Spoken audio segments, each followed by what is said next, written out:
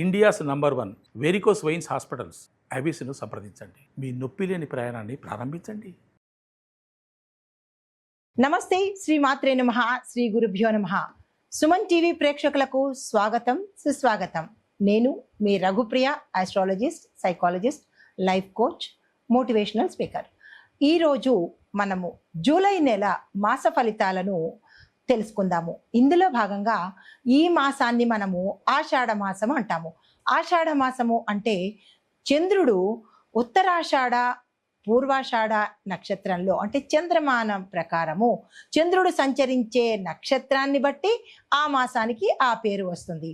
ఇప్పుడు చంద్రుడు ఉత్తరాషాఢ నక్షత్రంలో సంచారం చేస్తుండగా ఈ మాసానికి ఆషాఢ మాసం అని పేరు వచ్చింది. అయితే ఆషాఢ మాసాన్ని అందరూ దేనికి పనికిరాదు, ఆషాఢ మాసంలో మనం ఏ పనులు చేసుకోకూడదు అనే భావన అయితే ఉంది. అయితే ఈ మాసంలో మనము పూజలు, వ్రతాలు చేసుకోవచ్చు, కానీ గృహప్రవేశాలు, ఉపనయనాలు, నామకరణాలు లాంటి శుభకార్యాలనైతే మనము చెయ్యము. అయితే ద్వాదశ రాశుల వారికి ఈ మాసంలో, అనగా ఆషాఢము శ్రావణము కలగలిపిన ఈ మాసంలో ఎలా ఉండబోతోంది, స్త్రీలకు ఎలా ఉండబోతోంది, ఈ రాశిలో అంటే ఒక్కొక్క రాశిలో ఒక్కొక్క రంగంలో ఉన్న వాళ్ళకి, స్త్రీలకు, పురుషులకు, పిల్లలకు, ఉద్యోగస్తులకు, వ్యాపారస్తులకు, రాజకీయ నాయకులకు ఎలా ఉండబోతోంది అని సవివరంగా మీకు తెలియజేసుకుంటున్నాను. తదుపరి రాశి కుంభరాశి. ఈ రాశి వారి యొక్క స్త్రీల ఆరోగ్యం, మానసిక అశాంతి, మూడ్స్ స్వింగ్ అవుతుంటాయి. అంటే క్షణానికి ఒక రకమైన మూడ్లో ఉంటుంటారు. ఆ మూడ్స్ మారిపోతూ ఉంటాయి. అలాంటి విషయాల్లో చాలా జాగ్రత్తగా ఉండండి. నిద్రలేనితనం వల్ల ఇబ్బందులు కలిగే అవకాశం ఉంది. సమయానికి నిద్రపోయే ప్రయత్నం చేసుకోండి. అయితే వృద్ధ మహిళలలో కొంచెం ఏజ్డ్ లేడీస్ ఎవరైతే ఉంటారో వారికి మూత్ర సంబంధిత సమస్యలు ఎక్కువగా వచ్చే అవకాశం ఉంది. అలాంటివి ఏవైనా మీరు గమనించుకుంటే తక్షణమే వారిని డాక్టర్ దగ్గరికి తీసుకువెళ్లే ప్రయత్నం చేసుకోండి. ఎక్కువగా చలవ పదార్థాలు కానీ లేదా చల్ల పదార్థాలు కానీ అవాయిడ్ చేసే ప్రయత్నం చేసుకోండి. కొన్ని రుగ్మతల నుంచి దూరంగా ఉన్నవాళ్ళు అవుతారు. అయితే మనం చెప్పుకునే చిన్ని చిట్కాలు ఏంటంటే, ఉదయాన్నే నిమ్మకాయ, తేనె కలిపిన నీళ్లను తాగినట్టయితే ఇలాంటి సమస్యలు ఏవైనా ఉంటే తప్పించుకోవడానికి కానీ పోగొట్టుకోవడానికి కానీ అవకాశం ఉంటుంది.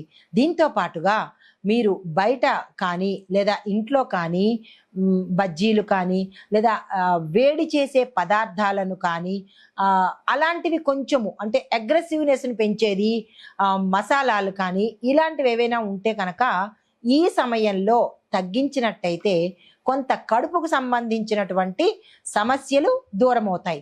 అయితే ప్రతిరోజు ఏం చేస్తారంటే, ఈ ఆషాఢ మాసం మొత్తం అంతటికు కూడా 2 సార్లు, అంటే వారానికి 2 సార్లు తలస్నానం చేసే ప్రయత్నం చేసినట్టయితే కనుక కొంత దోషాలు తొలగిపోయే అవకాశం కనబడుతోంది. ఈ చిన్ని చిట్కాలు పాటించండి. అయితే విద్యార్థులకు చూసుకున్నట్టయితే కనుక టెక్నాలజీ, డిజిటల్ రంగంలో చదువుతున్న విద్యార్థులకు ఇది చక్కని అనువైన సమయము.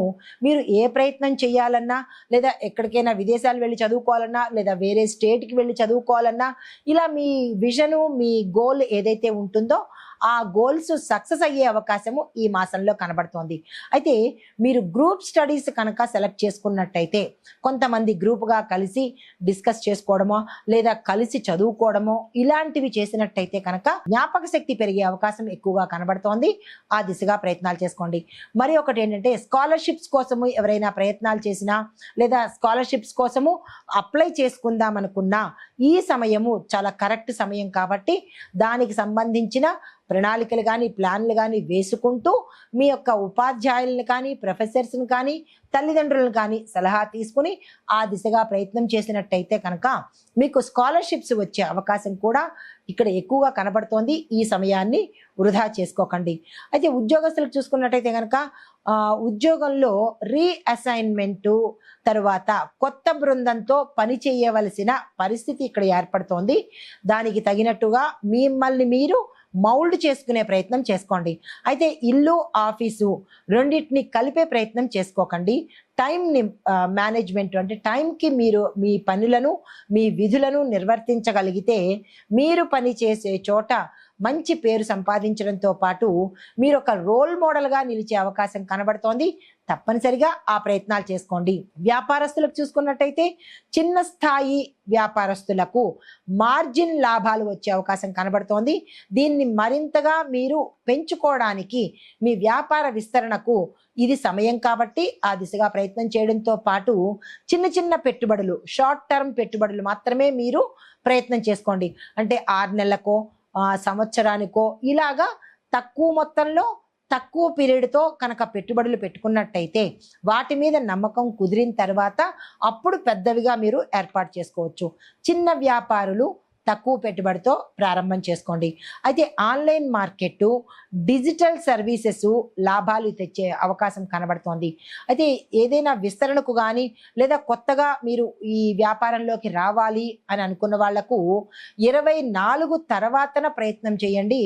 ఈ సమయంలో మీరు బ్యాక్గ్రౌండ్ వర్క్ చేసుకోండి. ఏ వ్యాపారం చేస్తే మాకు కలిసి వస్తుంది, తర్వాత ఏ వ్యాపారం ఎక్కడ ప్రారంభించాలి, ఏ డైరెక్షన్లో స్టార్ట్ చేసుకోవాలి, ఇలాంటి వాటివన్నీ కూడా మీరు ఇప్పుడు సమకూర్చుకొని ఆషాఢ మాసం వెళ్ళిపోయిన తర్వాత అనగా జూలై 25 తర్వాత నుంచి కనుక మీరు ప్రారంభం చేసినట్టయితే కనుక సక్సెస్ అయ్యే అవకాశం కనబడుతోంది. తర్వాత వ్యవసాయదారులకు చూసుకున్నట్టయితే విత్తనాల నాణ్యత మీద మీరు శ్రద్ధ పెట్టాలి. ఏదో చవకగా వస్తున్నాయి తక్కువ రకం విత్తనాలు కొనేసి ఆ విత్తనాలు మీరు పంటగా చేసినట్టయితే ఆ పంట వల్ల నష్టం వస్తుందే తప్ప లాభం అయితే వచ్చే అవకాశం కనబడలేదు. ప్రతి ఒక్క రైతు విత్తనాల ఎంపికలో జాగ్రత్తలు తీసుకోండి. దీంతో పాటు నీటి సేకరణ ప్రణాళిక మీద దృష్టి పెట్టే ప్రయత్నం తప్పనిసరిగా చేసుకోండి. భూసార పరీక్ష చేసుకోవడంతో పాటు మీ ఉన్న ప్రాంతానికి ఏ పంటలు అనుకూలంగా ఉంటాయి, ఏ పంటలు మార్కెట్లో గిరాకీ ఉంది అనే అంశాన్ని మీరు స్థూలంగా సేకరించుకుని అప్పుడు ఆ పంటలు వేసినట్టయితే కనుక నష్టం లేకుండా ఉంటుంది. కొత్త రుణాల కోసం ఎవరైనా ప్రయత్నం చేస్తున్నా లేదా అంటే పాత రుణాలు తీర్చుకోవడానికి కష్టంగా ఉన్నది అని అనుకున్నా దాన్ని మాఫీ పథకాలు లేకపోతే ఏవైనా గవర్నమెంట్ పథకాలు అప్లై చేసుకున్నట్టయితే మీకు కొంత వెసులుబాటు కలిగే అవకాశం కనబడుతోంది. అయితే రాజకీయ పరంగా చూసుకున్నట్టయితే కనుక మహిళా నాయకులకు అంతర్గతంగా కొన్ని విభేదాలు వచ్చే అవకాశం కనబడుతోంది. ఈ విషయంలో ఎవరైతే రాజకీయ నాయకులు లేడీస్ ఉంటారో జాగ్రత్తలు తీసుకునే ప్రయత్నం చేసుకోండి. అయితే ప్రజాపక్షంగా మానవ హక్కుల మీద మాట్లాడితే కనుక మీరు ప్రజాదరణ పొందే అవకాశాలు ఎక్కువగా కనపడుతున్నాయి. అటువంటి బహిరంగ సభల్లో కానీ లేదా ఎక్కడైనా మాట్లాడవలసిన ప్రదేశంలో కానీ జాగ్రత్తగా మాట్లాడే ప్రయత్నం చేయండి. అనవసరమైన వాగ్దానాలు కానీ అనవసరమైన అపోహలు కానీ ప్రజల్లో కలిగించకుండా జాగ్రత్తగా సమన్వయంగా మాట్లాడినట్టయితే కనుక మీకు మంచి పేరు వచ్చే అవకాశం కనబడుతోంది. ప్రజల్లో సుస్థిరమైన స్థానాన్ని పొందుతారు. అయితే వాతావరణ పరంగా చూసుకున్నట్టయితే కనుక మేఘావృతంగా ఉండబోతోంది. అధికంగా తడి ఉంటుంది. అంటే మిశ్రమంగా కాసేపు వేడి కాసేపు తడి ఇలాగా ఉండే అవకాశాలు కనబడుతున్నాయి. దేని మీద ఆధారపడి మాత్రము అంటే ఈ వాతావరణాన్ని చూసుకొని మీరు దేని మీద ఆధారపడకుండా మీ ప్రయత్నాలు మీరు చేసుకునే ప్రయత్నం చేసుకోండి.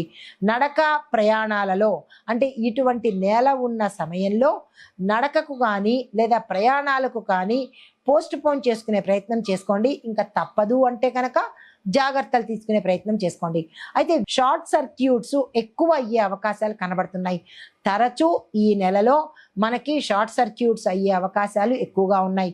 అది ఇళ్లల్లో కావచ్చు లేదా కార్యాలయాల్లో కావచ్చు లేదా బయట రోడ్డు మీద కావచ్చు. ఎక్కడైనా కానీ విద్యుత్తుకు సంబంధించిన సమస్యలు ప్రమాదాలు ఎక్కువగా చోటు చేసుకునే అవకాశం ఉంది. ఎవరికి తగ్గట్టుగా వారు జాగ్రత్తలు తీసుకోండి, ఇళ్లల్లో కానీ మీ యొక్క ప్రాంతాలలో కానీ. అయితే కుటుంబ పరంగా చూసుకున్నట్టయితే కనుక పిల్లలు పరీక్షల విషయంలో జాగ్రత్తలు తీసుకోండి. జాబ్ ఇంటర్వ్యూల విషయంలో కొంత ఒత్తిడి కనిపించే అవకాశం ఉంది. పెద్దలు మీరు వారికి నచ్చ చెప్పే ప్రయత్నం చేసుకోండి. కుటుంబ సమావేశాలలో ఒకరి మీద ఒకరికి బాధ్యత వేయడం వల్ల వాగ్వాదాలు వస్తాయి.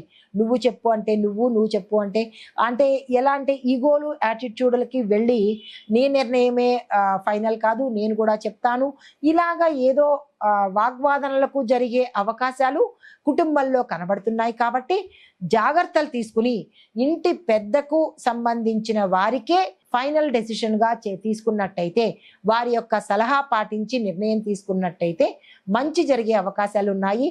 సాధ్యమైనంత వరకు వాదనలకు వెళ్ళే ప్రయత్నం చేయకండి. అయితే ఇక్కడ భూమి, వస్తు, వాహనాలు కొనుగోలు చేసేందుకు అవకాశాలు కనబడుతున్నాయి. ఆ దిశగా ప్రయత్నం చేసుకోండి. వాహనాలు కొనేటప్పుడు జాగ్రత్తలు తీసుకోండి.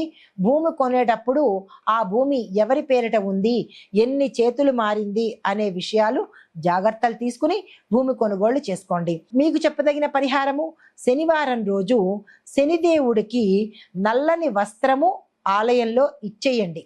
స్వామివారి పేరిట నల్లని వస్త్రాన్ని ఇచ్చుకోవడంతో పాటుగా ఓం వాయుపుత్రాయ నమః అనే ఆంజనేయ స్వామి మంత్రాన్ని 21 సార్లు అక్కడే నవగ్రహ ఆలయంలో కానీ శని భగవానుడి ఆలయంలో కానీ చదువుకున్నట్టయితే శనిగ్రహ సంబంధిత దోషాలు కానీ లేదా సమస్యలు కానీ తొలగిపోయే అవకాశం కనబడుతోంది.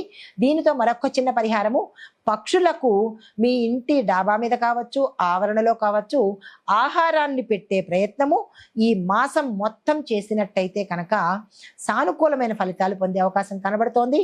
నమస్తే.